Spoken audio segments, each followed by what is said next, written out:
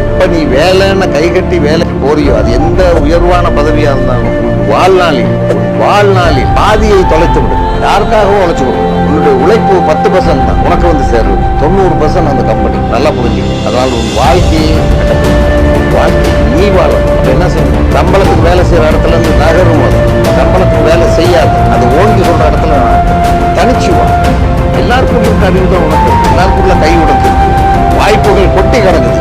ஒவ்வொரு சின்ன சின்ன விஷயங்களுமே வந்துட்டு பார்த்தீங்கன்னா ஏற்றத்தாழ்வு அப்படிங்கிறது இருக்கும். அதாவது திடீர்னு இந்த மாதம் வந்துட்டு பார்த்தீங்கன்னா லாஸ் சுத்தமாகிடும், ₹1 கூட கையில் இல்லாமல் வந்துட்டு போயிடும். அப்படிப்பட்ட சூழ்நிலை வரும்.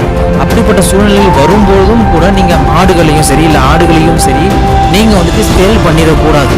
நம்ம ஆடு வளர்க்குறோம் அப்படின்றத தாண்டி ஒரு பிஸ்னஸ் பண்ணுறோன்ற ஒரு மைண்ட் செட்டுக்கு நீங்கள் வந்துட்டு கான்செப்டுக்குள்ள நீங்கள் வரணும். நீங்கள் ஆடு தொழிலை பண்ணுறவங்க நீங்கள் எல்லாருமே இப்போ நம்மளுடைய